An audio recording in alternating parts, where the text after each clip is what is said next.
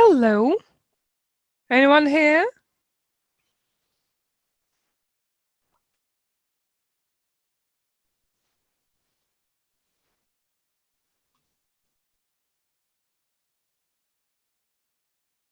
Anna, hello. Can you hear and see me?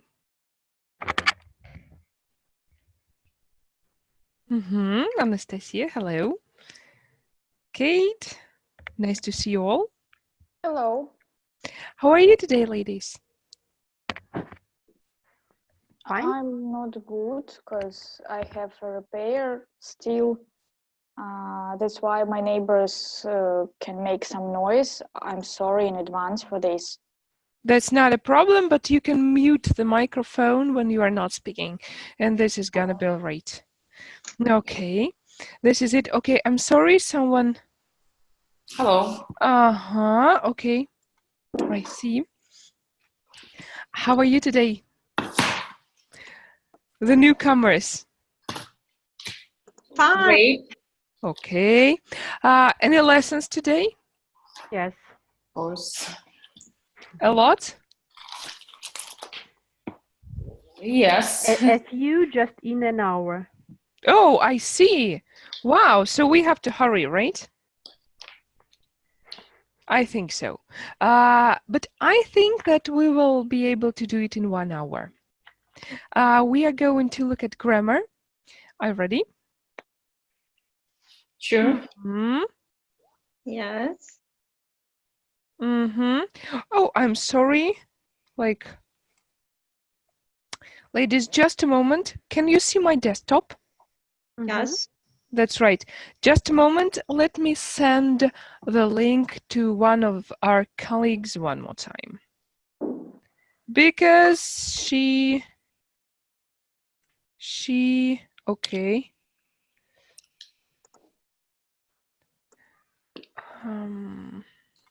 She can't enter the room. Okay. So, teaching grammar. Ladies, do you like it or not? Yes. I mean, not everyone does. No, mostly do. I see. Okay, and the question is, what is grammar? Rules. Any other opinions, maybe? Grammatical construction which are used to speak fluently and in proper using proper tenses, be understood by native speakers. Absolutely, and yep. Okay, I won't torture you. Here's the definition. It was taken from How to Teach Grammar, and actually grammar is the set of rules. And this is it. You know, there have been debates on to teach or not to. And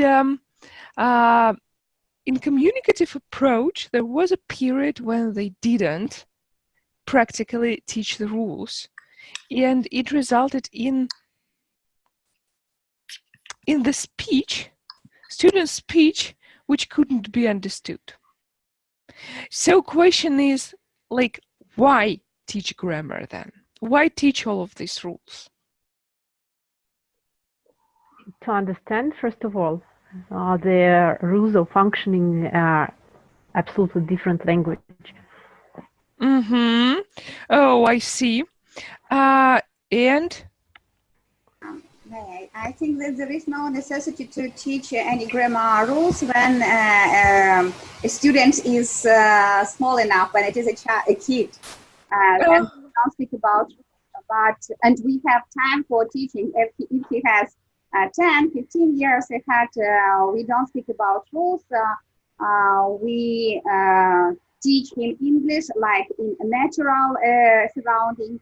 But if a student is big enough, and he doesn't have time for 10 or 20 years to study English. To make this process shorter and quicker, we help him to understand how to build, how to join all these words in logical sentences. We teach grammar.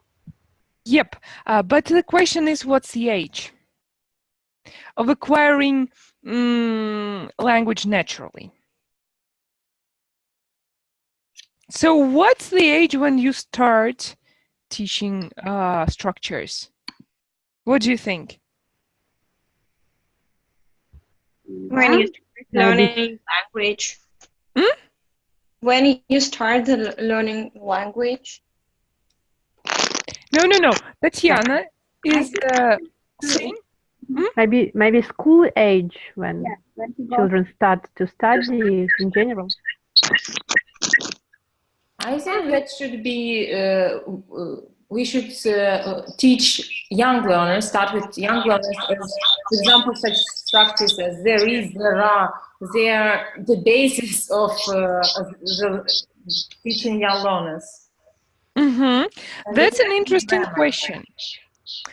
We are going to discuss it, I think, like in 10 minutes. This is quite interesting because natural acquisition happens at a very, very early age. And afterwards, usually at the school age, we start digging in all the structures. But it must be done differently. So we're going to talk it over. Okay? Okay, so, but basically, yes, you told me that we do it for understanding and because correct grammar saves lives. What are your favorite methods of teaching grammar? So we proceed from why teaching grammar to how teaching grammar. How to teach, I'm sorry. I'd like to show the example to them to explain the structure. Then come to grammar. So you explain the structure, right? No, I show the example. Then we discuss. Yes, we discuss the structure or in this example. Okay. And then make the rule. Yep. Okay. What about others? What do you prefer?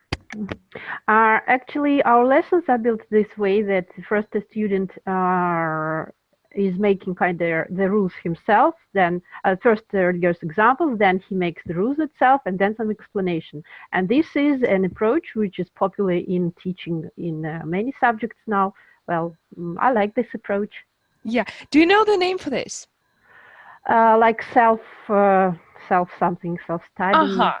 We are going to look at it just the next slide. But one thing I want to remind that it's not explanation. Let's look. There are basically two methods. Okay, I'm going to do it like this. There is a lot of us today. Wow. There are two ways, two methods, basic methods of teaching grammar. Inductive and deductive. Inductive method is what Anna mentioned. It's when you look at the tiny example and then you go from little to big and general, so you discover the structure, the algorithm. Deductive method is when you are given the algorithm, the big algorithm, and you apply it to the small sentence, to one sentence. So when you teach inductively, you move from small to big, deductively, big to small. In inductive method, you give student the exposure. So you give the example of the language and you discover the rules. What do we usually use to discover the rules? Do you remember?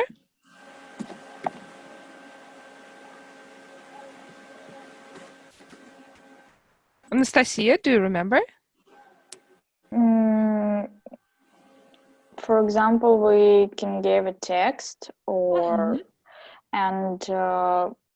like make your student, for example, ask or give 2 sentences and say what the same between these sentences or what's the difference between them. Make the student guess by themselves. Sure, absolutely. It's rule discovery. On the other hand, deductive approach is when you give the rule, set the rule, and then you apply it to the sentences. Inductive is learner-centered, deductive is teacher-centered. What do you think, Irina? What's preferable? I think that nowadays the most preferable is inductive way of learning, but at the same time it depends on the learner's personality, because some prefer to see the rule first and then to apply it in their speaking or practicing. And inductive, some prefer inductive way because they can realize themselves what is the sense of this rule, when do we use it, how to apply it and implement in our speech. Absolutely. Can we, what do you think, Nilufar, can we just decline the deductive method? Just throw it away? Okay, so we don't hear you. Hello everyone, sorry for being late. Oh, no I problem. think that we can't absolutely decline in deductive way of teaching grammar, because we have different learners, as Irina has already mentioned, and I think that we should combine 2 ways of teaching grammar, both of them. Absolutely. Thank you. You're absolutely right. Let's look when to use both, because they have their pros and cons, as usual. Okay, let me do it. Ouch. Okay, I'm sorry, ladies. I'm going to show it to you like this. Inductive method is very good because it encourages students' autonomy. The student is active, the student is autonomous. It's good, we want this.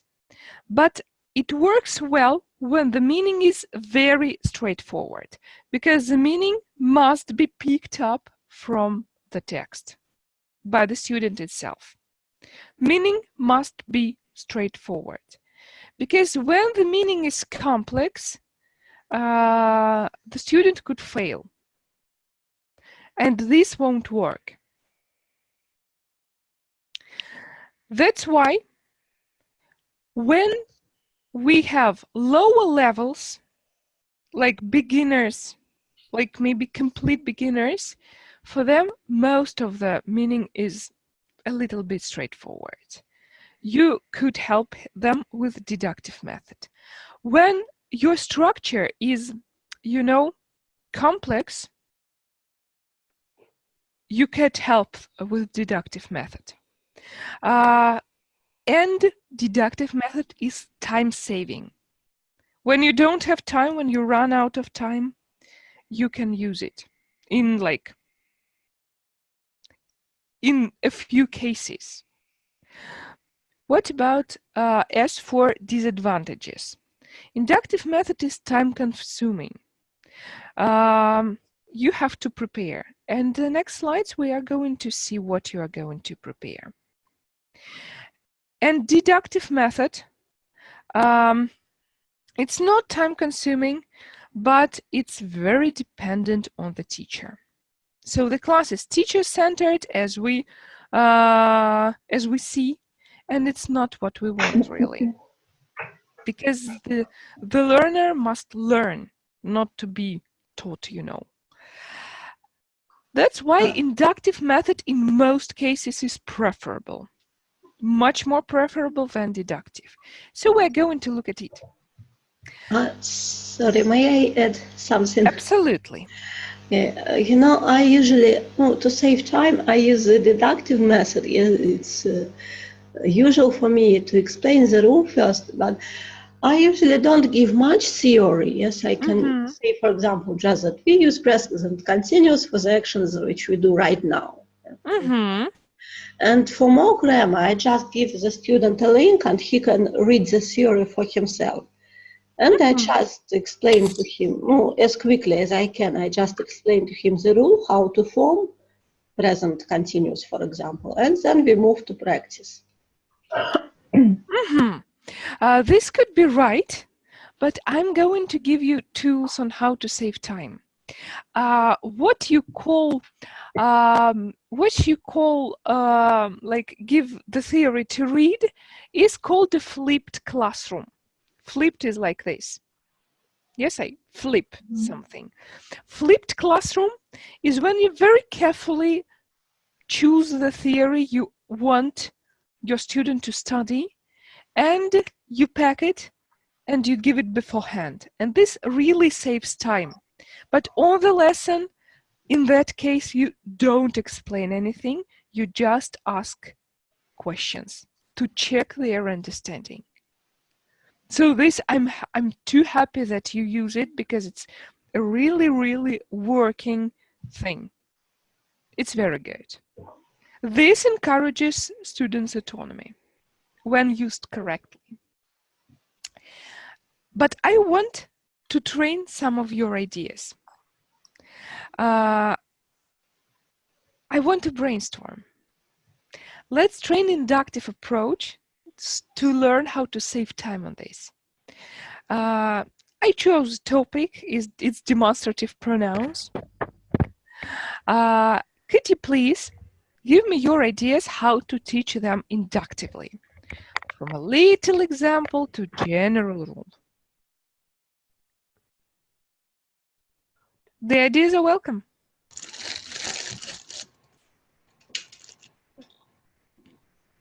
As these structures are for, I think, for beginners, yes, for beginner level, we should use or handouts or either handouts, either pictures. For example, a ball, one ball, and this is a ball. And for example, a lot of balls. So these are balls. We have them. Here are they, yes, to show that this is near us. And to practice that and those, use the same, but show that it's in a distance, not close to us. So in this way, practice, for example, and offer learners other pictures or different objects, and to practice these structures. So I don't think that we should here to write the rule and to explain that this we use for, in this way, in a form of a game, they will learn these structures, and visualization will help them to understand how and where to use these structures properly. So we must visualize. Yes. Yes, like use, I don't have any balls here, but I've got a cup. So this cup, and maybe, do you see me? That cup. So you can like stretch your hand and say that cup. Okay, this is good. And other ideas. Visualization is good. What are other ideas? Ekaterina, you wanted to say something? Well, maybe you can, for example, give 3 or 4 similar sentences and their translation. Yes, for example, I don't play, I don't work, and with the translation, and then the student will understand that the negative sentences are formed with do not. No. Let's talk about this, that, these, and those. I would like add. Well, visualization plus brainstorming. Like if I continue the idea of Irina, yeah, Like we have a set of pictures, the same ball, yeah, but the balls are different in color. Like, what are the difference between this and that one? Or what is the same between those and this one? Something like this. Or we can just be very simple and say, look, this red ball and that blue one. Yeah. something like this. And you could also do some stretching with them. Yes. This really helps. I love it. Okay, yeah, these are all the good ideas. Thank you very much. Let's pack your ideas into one single algorithm that you can use for practically any grammar. Okay? Okay. Now we'll look at presentation. You know we have 3 steps of teaching grammar, which is PPP. Do you know which is for all the P's? No, presentation. Practice. The third one. Reduction. Thank you. Very good. So 3 P's, but we are looking at the first one, presentation. And what was the last one? Sorry, I couldn't hear the last one. Presentation, practice, production. It is a famous PPP approach, and we're going to discuss these 2 last P's like in 30 minutes. Okay, so let's look at presentation steps. What you do first, you lead in the topic. You cannot just come to the lesson and say, guys, today we're talking present continuous. Nope. Because why on earth do I need this present continuous? Your student will tell you. So no, you have to catch their attention. You have to tell them why present continuous is interesting, why he needs this. Yeah, it might be a question, a picture, whatever, a video, something. Second, you give the context. We were discussing this. What could be the context? A text, a dialogue. Practically everything. This is very good. The text.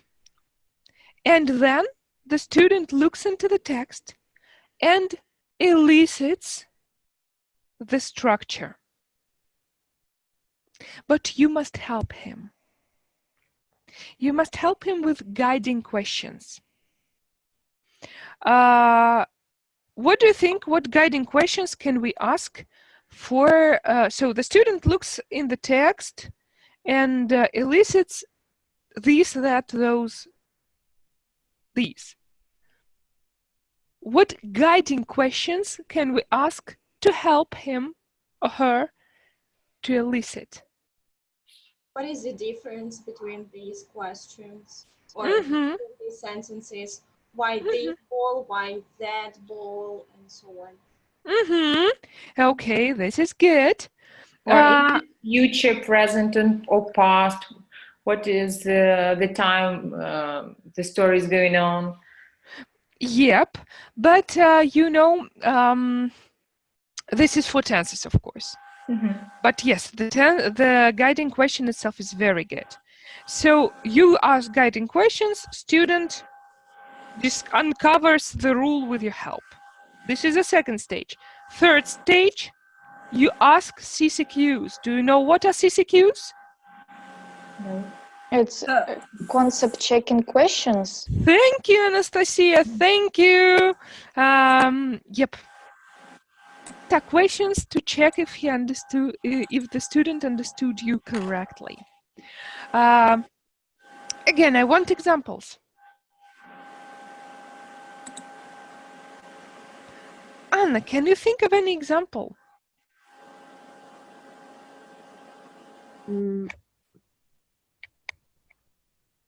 Question to check. Did like if the student understood this, that?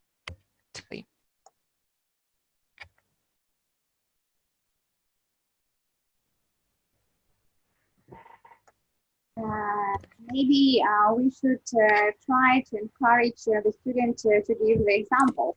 While speaking about visualizing, I think it's even possible to use the things which are surrounding us. For example, look at the wall.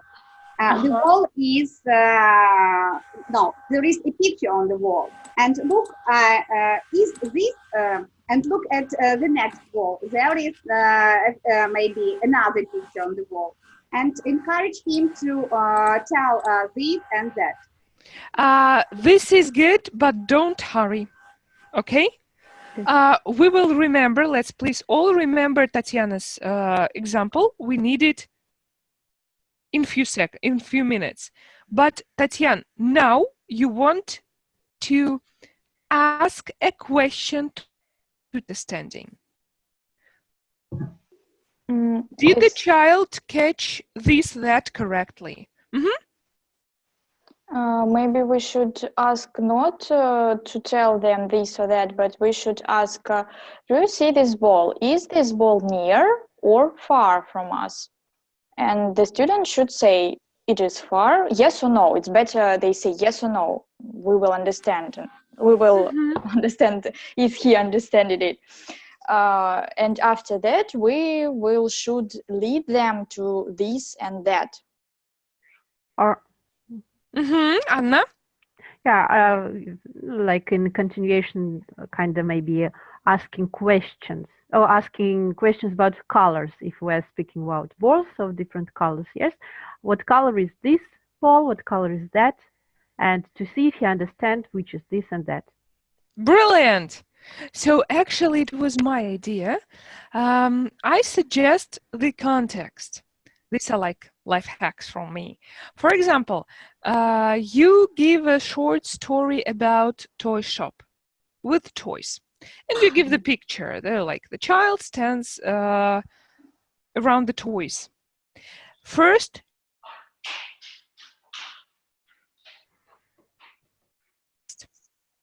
you say, is a teddy bear near or far? That's it. And then you help eliciting this or that. And for CCQs, we corresponded with Anastasia. My question was, is this doll near or far?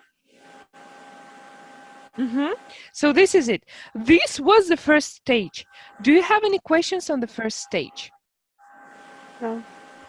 No. Okay. Nice. Let's move on to another one. This is stage where you work on the target language. Delete.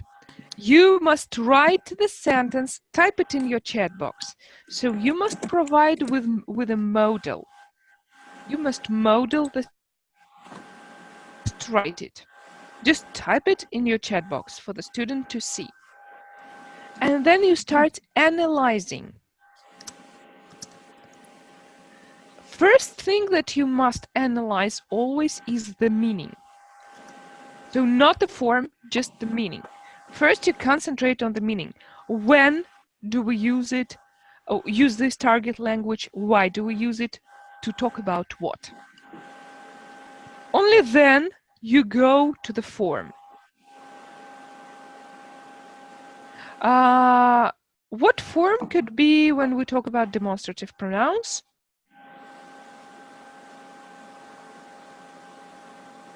Visualization? No. We must analyze the form. So the meaning of demonstrative pronouns is like what they mean. Far, near, one, or a lot. This is the meaning. To point at something. This is their meaning. But what's their form, for example? Maybe we analyze the spelling differences into this and that. Nice idea. I love it. We can analyze the spelling. With tenses, we analyze what? We analyze how it's done. Like the verbs. what is the helping verb, what is the main verb, everything like this. The form. And the third stage, we analyze the pronunciation. What pronunciation will you highlight with the demonstrative pronouns? Short E and long E. This, these. I always have problems with the. I mean, with the youngest, with my young learners. So the could be the problem. And the short and long E, of course. So this is what you must highlight here. I'm going to give you some life hacks, okay? To analyze the form, we have a lot of tools. So to analyze meaning, you have a context. For form analysis, you have tools. First, you have my favorite, like clients. Clients are, for example, for adverbs of frequency. 0% is never, 100% is always. I like tales and metaphor. My favorite metaphor is a dragon. We can use it for present continuous. This dragon has 3 heads. What are the names of their heads? What do you think? Is, are? No, these are their necks. S. I. Mm-hmm. I, you, I. Mm-hmm. You, and he, she, it. You, we, they, he, she. Yes. So actually 3 heads, 3 necks, M is R, then the body. The body is the main verb, and the tail, which is ing. You can draw this dragon. You can, I don't know, show this dragon, whatever. Do you use any metaphors? Never. Yeah, I had the same with present simple, more with the verb to be. It really helps children understand some things. But I said that the dragon has 3 heads, and each head has their own friends, like a bat. And this head is, each head is rather egoistic, and they make friends only with these bats.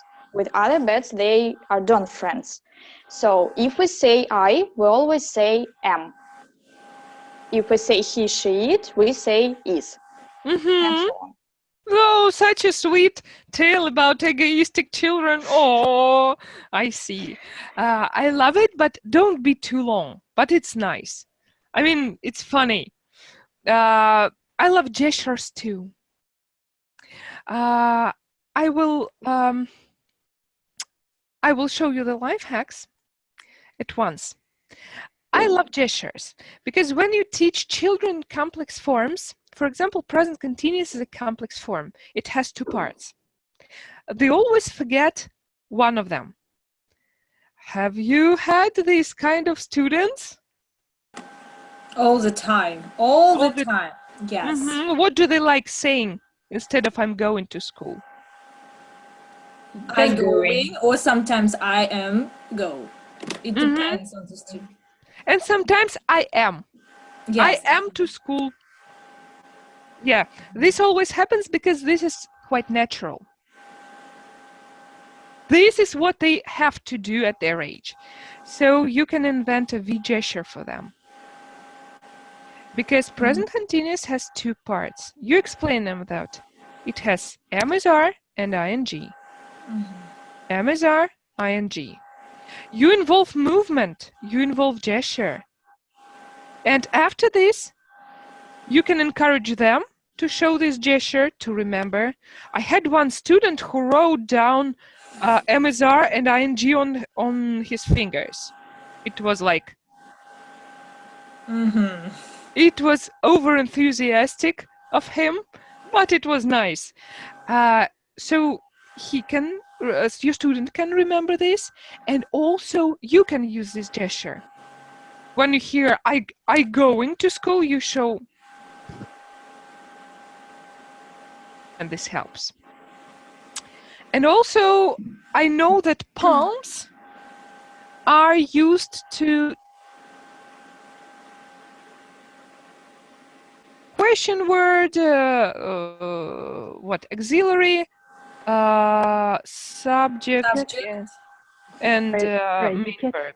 Yeah, so this could be taught with palms. And also it can be taught with diagramming. Please look at my desktop. Do you see these acronyms? Mm-hmm. What do they stand for? What do you think?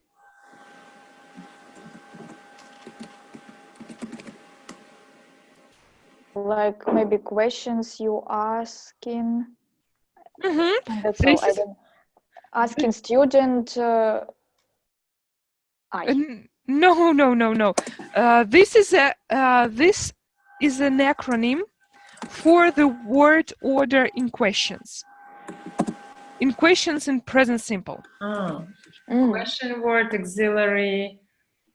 Subject. Auxiliary goes for 2 letters, yes? UA. Subject and question, QU. QU question, auxiliary, subject, infinitive. So what type of question is it? Present simple. Yeah, is it like a special or special? Yeah. Absolutely. And this one is? We don't see that. I don't see that. Yes, no questions, general. Auxiliary, subject, and infinitive. Infinitive. Yes, it's general question. In present simple. I'm sorry, someone told me that she doesn't see the screen. Are there any problems? Not the screen, just this part, because video's here. But I'm sorry, I tried to move it. Okay, so you can do it too. Okay, so this is it. Diagramming can also be used with, like at school, with triangles, with squares. So you can diagram the word order as you wish, no problem. One thing I want to warn you about is terms. This is what we discussed. This was about word order. This was about terms and age, because at the age of, for example, 6, at the 1st grade, we shouldn't teach the student the terms. You don't teach him questions or affirmative sentences. You teach smileys. So you can draw smiley face for affirmative sentence and puzzled face for questions. About the age of 8, you can start using questions. So question marks. I mean, not in the sentence, but to model, not to model, to analyze the word order, for example, in the structures. So you can say, guys, this is a question. This is a word order in question. And when they are teenagers, approximately, or preteens, you can teach them the terms: interrogative sentence, negative sentence, affirmative sentence. Yeah, so be careful with the terms. Because when they are like preschoolers or 1st graders, we say like, to ask, or we have a smiley. Is it? Yes? Okay. Any questions on this, or we move further?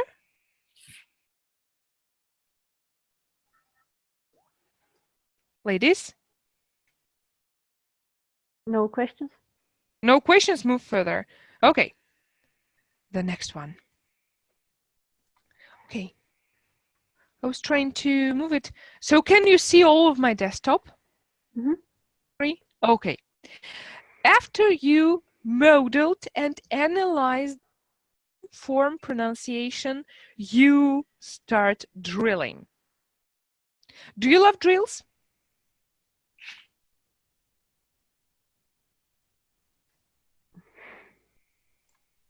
Ladies, do you love drills? Ekaterina, you're smiling. Do you love them? Ekaterina, can you hear me? Oh, I can't hear you. I'm sorry. Oh, you can type it in. Mm-hmm. Yes. Uh-huh. Mm-hmm.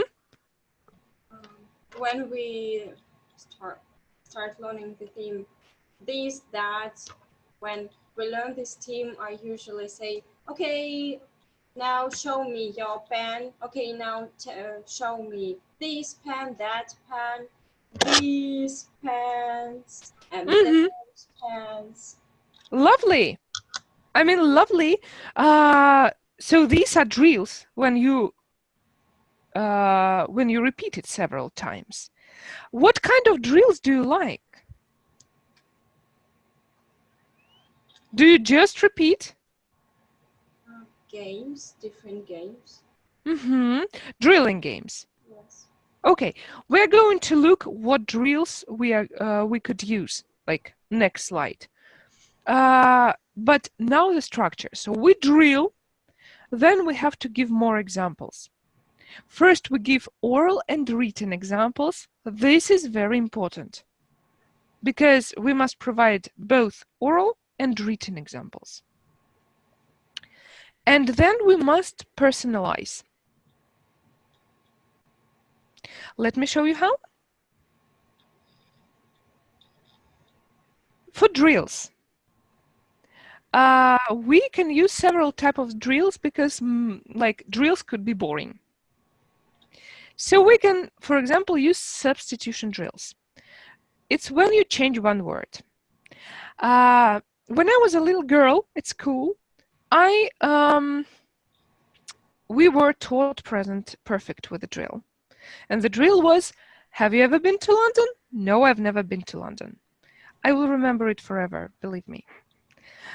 So the substitution drill for this could be, have you ever been to Moscow? No, I've never been to Moscow. Have you ever been to Riga? No, I've never been to Riga. Okay. Anna, where are you from? I'm from Samara. Mm-hmm. Have you ever been to Samara? No, I've never been to Samara. Something like this. Yes, sure, we do that, such drills too, of course, with present perfect, everybody does. That's good. That's good because it's interesting. What other types of drills do you maybe use, Anna?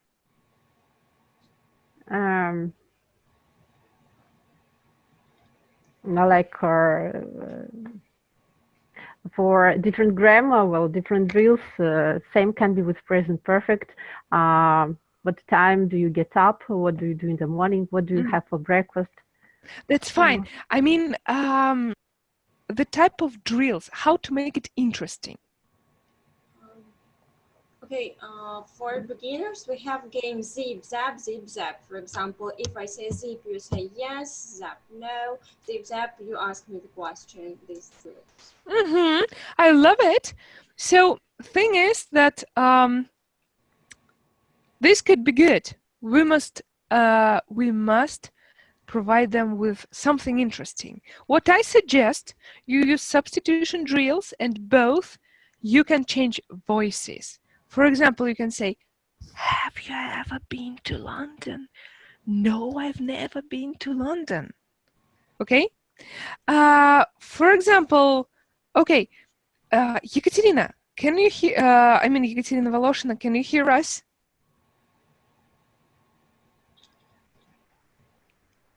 Uh-huh. Ekaterina. Yes, I can. Yes, I hear you. Can you drill this as a kitten? Like a kitten. I don't quite understand. Okay, we take the phrase we want to drill. Have you ever been to London? No, I've never been to London. Then I should pretend that yes. I'm a, well, I don't do it. Let's do it. Mm-hmm.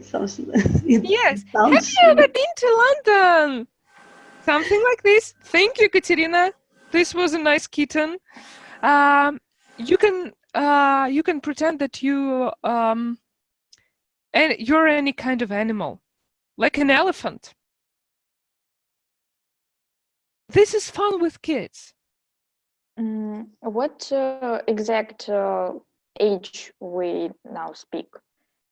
Because I believe that with the students who from 12, it doesn't work. Okay, change kitten for Justin Bieber. No. Can you drill it like Justin Bieber? They don't like Justin Bieber. Of course, this is the point. Oh, okay, but it wouldn't. I'm not sure that I understand the sense of this. For remembering the sense. Yes. Drilling is for yes, it's for not for memorizing. You must repeat the structure several times to get used to it. So practically, yes, this is what you meant. But you cannot just sit and repeat it 5 times. It's boring. So you must have fun. And you can have fun together, saying, let's do it like Justin Bieber. Ha ha ha, we hate Justin Bieber. He's stupid. And you can just play. Okay, if you Justin Bieber too, do it like I don't know who. Who do they like? Olga Buzova, she's very famous. All people, all teenagers know her. Really, we can use Olga Buzova because people just the half of the teenagers they love her, and the other half hate her. There is no who doesn't know this person. So yes. Olga Buzova is our friend. No, I mean, where's the world going? Olga Buzova, oh my God, whatever. Really? Because I work with teenagers, so I have just two halves who like and who doesn't like. Mm-hmm. I see. I mean, this could be the best task ever. Imagine you are interviewing Olga Buzova. Ask her questions. Olga, have you ever been to London?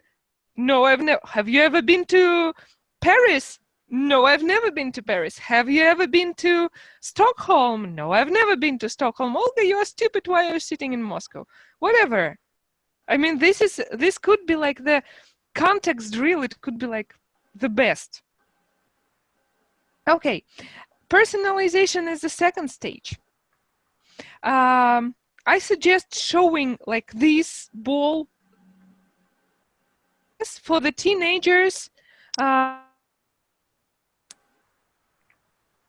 When we're learning present perfect, yes, you can ask the teenager to interview his favorite star. Something like this. Why not? So do you have any questions on this step? No questions. No questions. Let's go then. Okay. I want you to have a little bit of practice. But I'm sorry, ladies, I can't see what's the time. Could you please, someone tell me? 10 to 12. 10 to 12. Okay. We'll have 3 minutes. Okay? 3 minutes. I'm going to give you a little bit of practice. Do you know who's this child? Where's he from? Little Augustus Gloop. Yes, it's one of the main characters from Chocolate Factory. That's right. Famous film. Absolutely.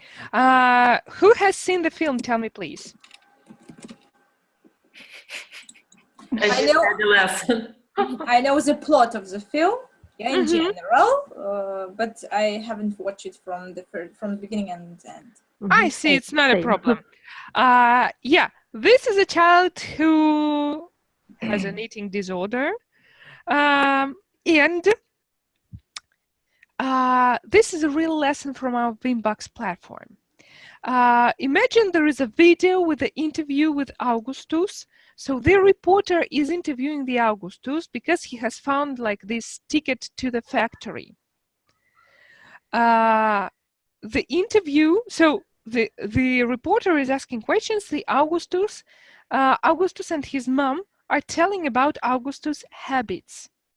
And then we have some sentences below. What do we have to teach? What grammar?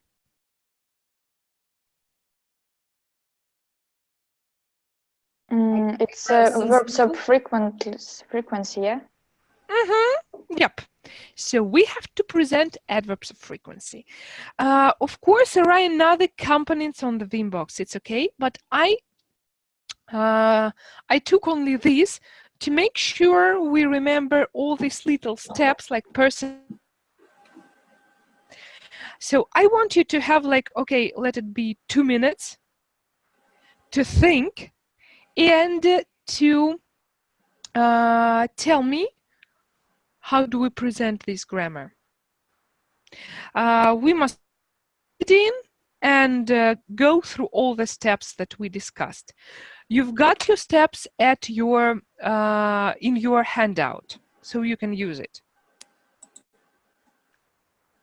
So are you ready to spend like 2 minutes and then we discuss it? Ready? Ladies, ready? Tell me. Okay, so I'm staying silent. In 2 minutes, I'm going to start the discussion.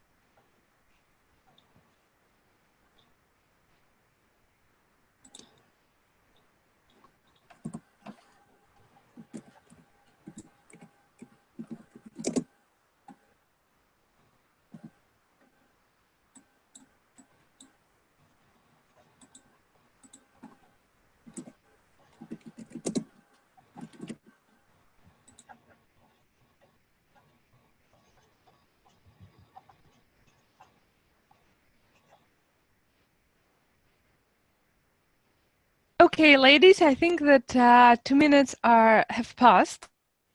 Let's discuss it. So what do you start with? Presentation. Presentation has some steps. What's the first one? For example, we can tell different sentences. For example, I always get up at 10 o'clock. I never get up at 6 o'clock. I hardly ever get up at 7 o'clock. And to ask the student, what is the difference between these sentences? Let's remember, first, when we present grammar, we have to catch students' attention and show like his interest. And we have this report, this video and something. What can we do? Maybe we have to attract his attention, asking his personalized question. Do you like chocolate? That's a good idea. How often do you eat chocolate? And he tells every day, and we help him. So you usually or always eat chocolate. And then other questions. And then, okay, this is a good idea. Thank you. Then I would like to add, for example, sure. Augustus always eats a lot of chocolate. On Monday, Tuesday, Wednesday, Thursday, Friday, Saturday, and Sunday. I hardly ever eat chocolate. I can eat just on Monday. And what about you? Something like this. This is good. What do you have to do after you caught the attention? You have to... We have to show, to tell when and why do we use... No. Look at the steps. Okay. Catch the attention, then. Practice. Practice. Form. No. Highlight, Catch attention, elicit, and CCQs.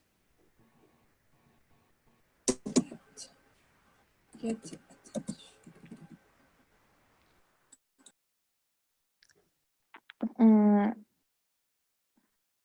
So we have to elicit. We've got the text. We can elicit. Like tell the children, the student find these words, and then we will take the sentences and ask, so do you see these sentences? How often, no, but not how often, but... we can do parallels. We say, you usually speak chocolate, and do you ever, you eat chocolate. Do you ever eat bananas? How often do you eat bananas? No. First, it's like the next step.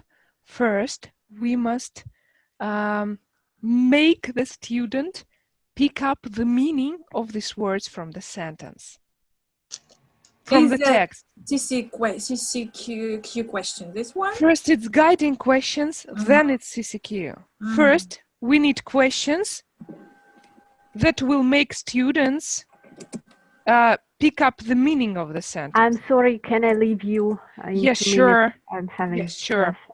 Okay, absolutely. Thank you very much. Have a nice day. Thank you. Questions to meet. So we must ask. Thank you. Yeah. Sorry, I need to leave. Yep. So ask him to pick up this meaning. Always. Is it every day or once a year, for example? Right? And then, I'm sorry, I didn't catch who mentioned CCQs. I have mentioned about it. Very good. So which CCQs can we ask after he elicited the meaning? What CCQs? Check the understanding. Check the understanding. Ask about... Tatiana? Maybe we can tell a student about ourselves. I can say Don't tell, Tatiana. Don't tell. You must ask the student a question to check the understanding. Okay, I will give him an example that I eat chocolate 3 times a day and ask him, how often do I eat chocolate? Very good. Do I eat it always, sometimes, or hardly ever? This is it. These are the CCQs. Okay, what do you do then?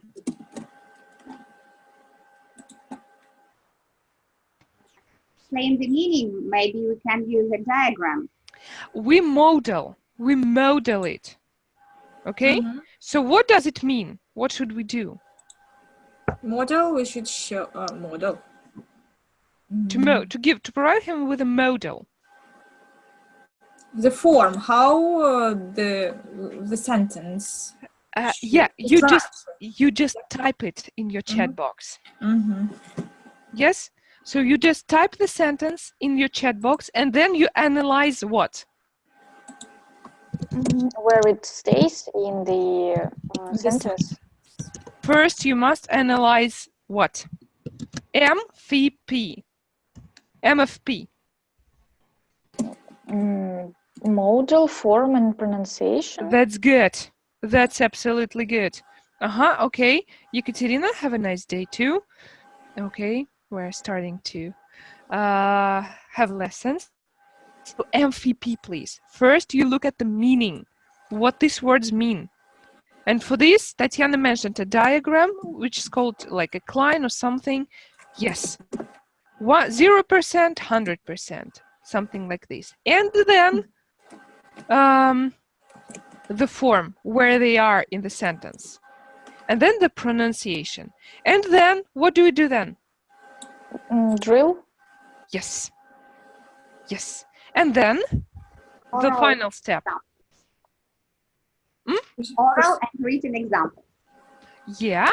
And only after that, the student's life, do you like eat chocolate every day or always or never? Usually. I see. Yeah, this is right. This is what we really want. Thank you, ladies. This was good. Do you have any questions on here? No questions.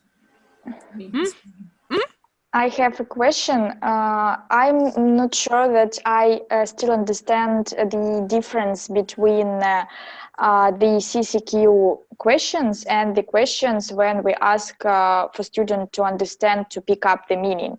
Guiding questions, yes? Yeah. So what's the difference between them? The difference is the aim. The aim of a guiding question is to help student elicit the meaning. To help student to pick up the meaning from the text. So with these questions, we help him to discover the rules. You see? You don't check anything. You just help the student to discover the rule. Do you get it? Okay. Okay. So discover the rule. So yes. So, and concept checked question, the aim is to check if he understood correctly. Okay, it's better. Thank you. Okay, nice. Lovely. But I promised you 2 next steps. They're going to be very quick. Practice and production. Practice has got 2 steps, which is controlled practice and guided practice. Controlled practice are usually the exercises on your platform, and please don't skip them because your students really need this. And guided practice is games. For example, my favorite game is Find Someone Who. Among your friends, if we have one-to-one student, find someone who among your friend who has got a cat. Something like this. It's called interactive method. Using game is interactive method. And in your handouts, you've got more games attached. Not games, but the book called Grammar Games. You can take it and adapt it.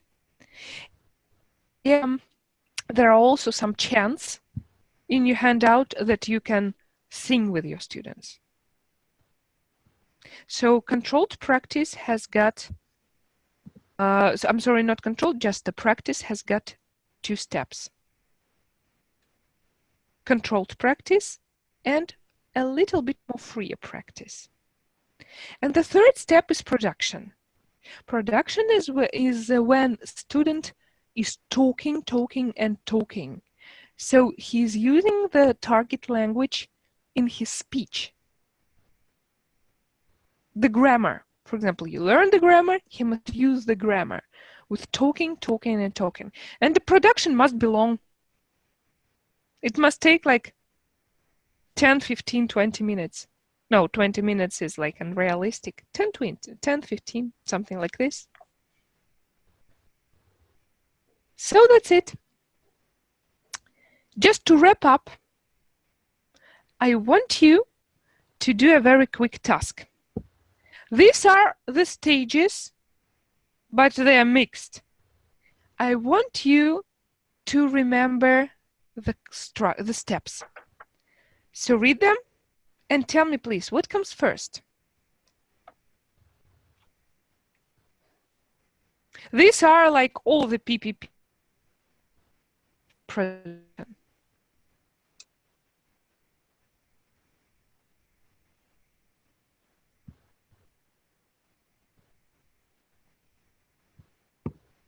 I'm not sure, but I believe that the first one is L-I. Lead in. That's right. Okay, what comes next? Nilafar, what do you think? Number 1, elicitation. Thank you. Okay.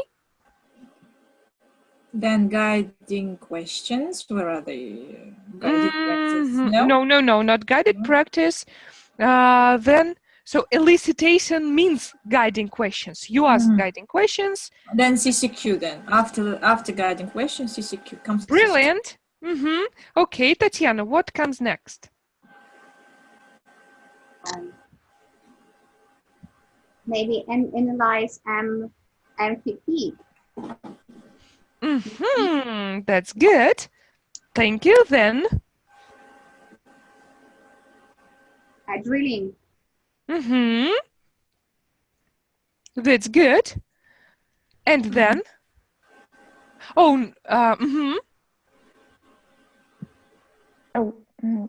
Model of the yeah, model comes before analyzing MVP. So you model and analyze, then you drill, and then give more examples. Yep. Yes. And this is the end of a presentation stage, like personalization. What comes next? To practice it and no, to practice it. Practice.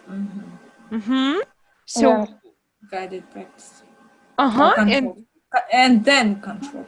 No, first controlled, which is exercises, and then guided. And then right. Okay, so you have this session in your handout, so please use it. This is a very simple algorithm, and it will present any grammar. And I think it reduces your time. Tell me, please, have you got any questions?